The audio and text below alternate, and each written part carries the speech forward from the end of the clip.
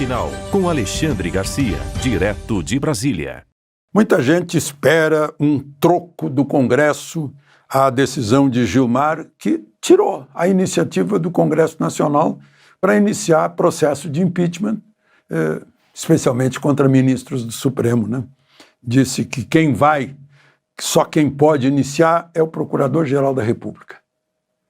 E quando for um processo contra o Procurador-Geral da República, como é que vai ser, né? Porque a Constituição diz que compete privativamente ao Senado Federal processar e julgar presidente da República, vice-presidente, procurador-geral da República, ministro do Supremo, etc., né? Então, está lá na Constituição. Mas aí então, o Gilmar, Associação de Magistrados Brasileiros, dos juízes, não pode. E Gilmar concordou, né? Porque é um absurdo que com a eleição do ano que vem pode modificar bastante o Senado e os novos senadores processarem aqueles que estão esperando lá.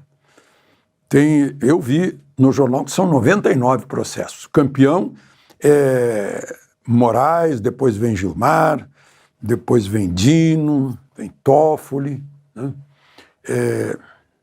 Mas o presidente do Senado fica sentado em cima. Antes Rodrigo Pacheco, agora o Alcolumbre. E aí Gilmar disse, não, isso é um absurdo, é um excesso de pedidos de impeachment, né? É perseguição política, reação política. Se há uma reação política, é reação a uma ação política do Supremo agindo como se fosse um tribunal político, como o Fujão Barroso gostaria, né? Caiu fora com medo da Magnitsky. Mas o Barroso vivia fazendo discurso dizendo que o Supremo passou por uma mudança, em vez de ser um tribunal constitucional, passou a ser um tribunal político. Bom, a reação qual seria? Eu acho que a reação mais direta, embora drástica, seria... Vocês não notaram aí que o Alcolumbre deu uma quedinha de peso?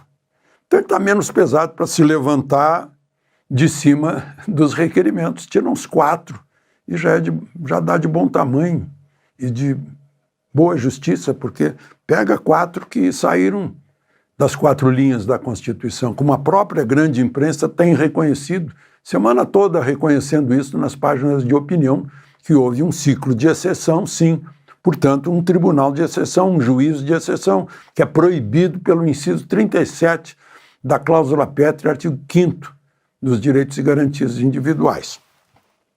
Queria registrar isso, né?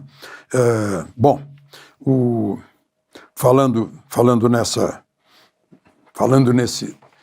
história aí da liminar, Gilmar decidiu isso por liminar. Liminar significa o quê? Né? Que quando há pressa, quando há um perigo de ficar esperando, com algum direito vai ser atingido, isso se chama em latim periculum in mora, né? Algum direito vai ser atingido se não tiver pressa, aí sai uma liminar para justificar. Aí se justifica uma liminar. Só que não tem nenhuma pressa. A lei é de 1940, ela foi com base na Constituição, de 1950, com base na Constituição de 46, foi acolhida pela Constituição de 67 e pela Constituição atual de 1988. Tanto que 2 presidentes foram impedidos de continuar governando, Collor e Dilma, com base nessa lei.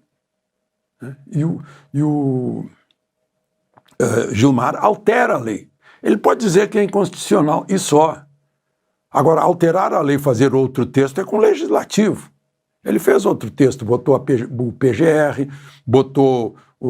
não é mais maioria simples para aceitar a denúncia, tem que ser 2/3, né? Não pode afastar o juiz, tirando o ministro do Supremo, tirando 1/3 de seu vencimento. Criou questões, né? Bom, vamos em frente.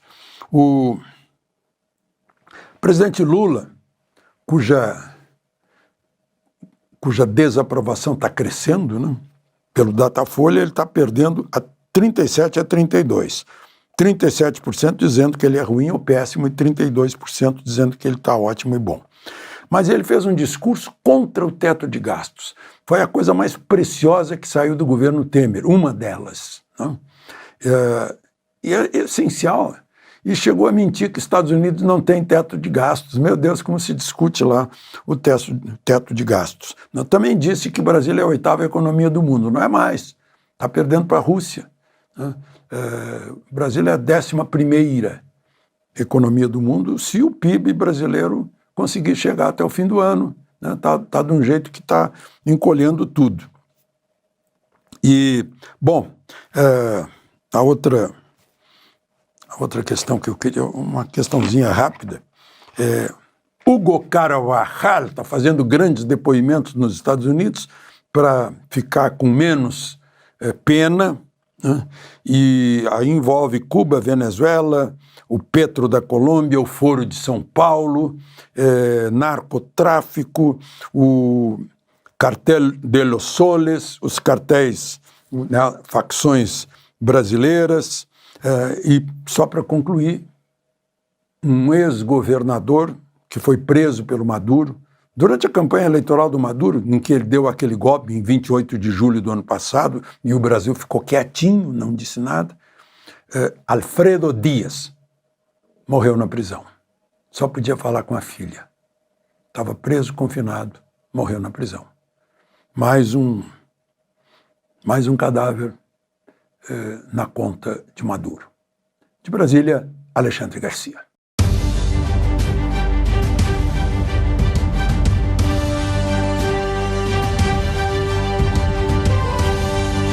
A palavra final com Alexandre Garcia, direto de Brasília.